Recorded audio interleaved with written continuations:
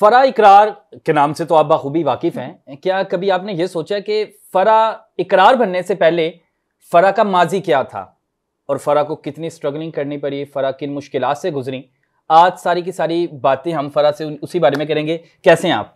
मैं बिल्कुल ठीक ठाक। तलहा, आप कैसे हैं? अल्लाह का शुक्र है, ठीक ठाक। लगता है आपने कोई ढूंढ ढांड के सवालात फिर से निकाल लिए हैं। अच्छा, पूछने तो कुछ हो रहे थे लेकिन आपने बताया कि आपको माजी के बारे में कभी नहीं किसी ने पूछा, तो हमने कहा आज माजी जान ले आपका। ज़्यादातर लोगों का इंटरेस्ट ना वो शादी वाले सवाल में होता है, तो लोग नहीं जानते। फिर उस हवाले से मैंने आपको बताया था ना, बहुत सी बातें आती हैं, बहुत सी चीज़ें आती हैं कि पैसे के लिए शादी की, शोहरत की वजह से शादी की, इसलिए की।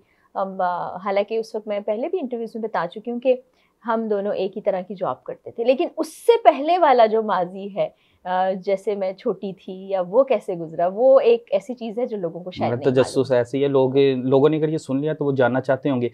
अच्छा बताइएगा कि सुना है कि आपने स्कूल टीचिंग वगैरह भी की हुई है।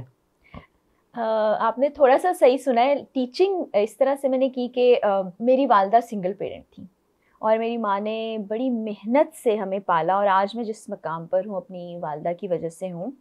मेरी वालदा ने एक माँ का किरदार भी निभाया और एक बाप का किरदार भी निभाया। और मैंने ज़िंदगी में अपनी अम्मी को मेहनत करते देखा, कभी नहीं देखा कि वो किसी से हाथ फैला के बच्चों की मदद के लिए कह रही हैं। मुश्किल हालात में उन्होंने मेहनत ही की और अपने बच्चों को खुद पाल पोस के एक अच्छे मकाम पर पहुंचाया। तो जब मैं छोटी थी और ये सब कुछ हुआ, तो बच्चे सेंसिटिव होते हैं। ये सब देखने के बाद ना मैं काफ़ी खामोश हो गई थी, क्योंकि मुझे एक तो उस वक्त समझ नहीं आती थी ये हो क्या रहा है। कभी लड़ाई झगड़ा भी देखना या अम्मी को अकेले मेहनत करते देखना और काम करते, तो मैं सवाल कुछ नहीं करती थी, मैं ऑब्ज़र्व करने लगी। फिर मैंने ये अंदाज़ा लगाया कि वालदा ही मेरी काम कर रही हैं, तो मैंने अम्मी से मेहनत वाली चीज़ भी सीखी। फिर मेरे जहन में बच्चा होने के नाते ये सवाल आता था कि सिर्फ मेरी माँ क्यों मेहनत कर रही है, वही सब कुछ क्यों करती है, मुझे माँ का बाजू बनना चाहिए, बेटा बनना चाहिए। बेटा। हम बेटे को बड़ा प्यारा जानते हैं, बेटे होते भी बहुत प्यारे हैं, लेकिन मैंने देखा है बच्चियाँ, लड़कियाँ अपने माँ बाप का ज़्यादा सहारा और बाजू बनती हैं।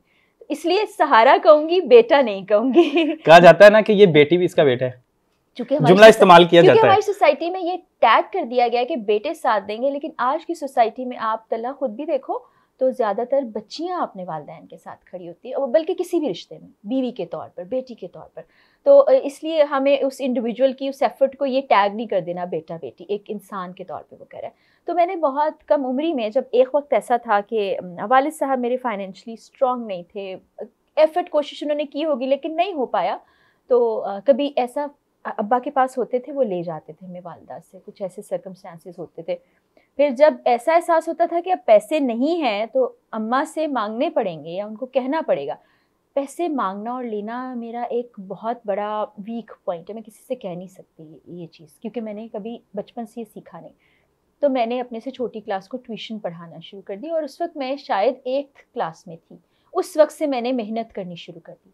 और इसी तरह फिर जब मैं स्कूल में आई तो जैसे डिबेटिंग कॉम्पिटिशन्स वगैरह होते थे, उसमें आपको प्राइस मनी मिल जाती है, ट्यूशन के साथ साथ वो अच्छा कंट्रीब्यूशन हो जाता था। फिर जब मैं थोड़ा सा और आगे बढ़ी तो एड एजेंसीज़ हुआ करती थी, जिनमें आपको प्रोजेक्ट्स मिलते थे। किसी जगह पे आप लोकेशंस फाइनल करने चले जाते हो, जो सेलिब्रिटीज़ उस ज़माने के बड़े बड़े मॉडल और एक्टर हुआ करते थे, उनसे आप कोऑर्डिनेट करते हो। क्योंकि मैं बचपन से डिबेट करती थी तो बातचीत अच्छी थी, तो उसके पैसे मिल जाया करते थे, कभी 4000, कभी 5000, वो बहुत होते थे उस ज़माने में, बहुत होते थे। ये मैं आपको 20s की बात बता रही हूँ। तो तब 20 से मतलब 2000 से थोड़ा पहले की बात, जब मैं कॉलेज में थी। तो वो फिर मुझे अम्मा से पैसे नहीं लेना पड़ते थे। और मुझे ऐसा याद है कि कॉलेज के ज़माने से लेकर फिर उसके बाद मैंने अपनी वालिदा से कभी पैसे नहीं लिए, अपने वालिद से कभी पैसे नहीं लिए।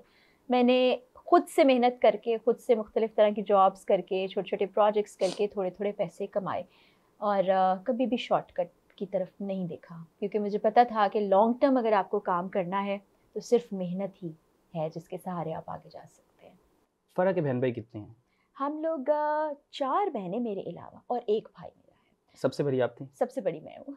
तो अभी भी जिंदा आप तो हूँ। माँ का रोल भी निभाती रही होंगी। वो आपके वाली बात, जैसे आप कह रहे थे ना, आप बेटा बनना चाहती है, तो कोई मुझे भाई समझता है, कोई मुझे बड़ी बहन समझता है, कोई मुझे दोस्त समझता है। मेरा सबसे बहुत अच्छा बॉन्ड है। और फिर ऐसा हुआ कि मेरी वालदा की एक और जगह शादी भी हुई, तो मेरे उससे भी मेरी वालदा के 3 और बच्चे हैं, वो सब बहन भाई हम एक ही जगह पर ज़्यादा रहे। तो हम लोगों को कोई वो नहीं डिफ़रेंशिएट कर सकता कि जैसे हम तक़सीम कर देते हैं कि जी ये सगे हैं, ये सौतेले हैं। मुझे ये लगता है कि रिश्ते सगे और सौतेले नहीं होते, रवैये होते हैं। बाज़ औक़ात आपके बहुत खून के रिश्ते वो भी आपके नहीं बनते, तो फिर उसको हम क्या नाम देंगे? बहुत से ऐसे लोग जिनसे आपका कोई ताल्लुक वास्ता ही नहीं होता, वो आपके इतने करीबी होते हैं, इतनी आपकी मदद और हेल्प करते हैं, उसको क्या नाम देंगे? तो ये रवैये होते हैं जो इंसान को एक-दूसरे के करीब लाते हैं। तो हम सारे बहन-भाई हैं, मैं सबसे बड़ी हूँ, मुझसे छोटी बहन जो है वो हाउसवाइफ़ होने के साथ-साथ अपने मियाँ के बिज़नेस को भी देख रही होती है। उसके माशाल्लाह से 3 बच्चे हैं जो व्लॉग्स में आप मेरे साथ देखते हैं। उससे छोटी राबिया है, वो अब एक कंपनी के अंदर जो मल्टीनेशनल कंपनी है उसमें पूरा वो बिज़नेस डेवलपमेंट के सेक्शन को सँभालती है। उससे छोटी सना है, सना को आपने देखा होगा। उससे छोटी अक्सा है, वो स्पेशल बच्चों के स्कूल हमज़ा फाउंडेशन में पढ़ाती है और भाई मेरा मुल्क से बाहर होता है।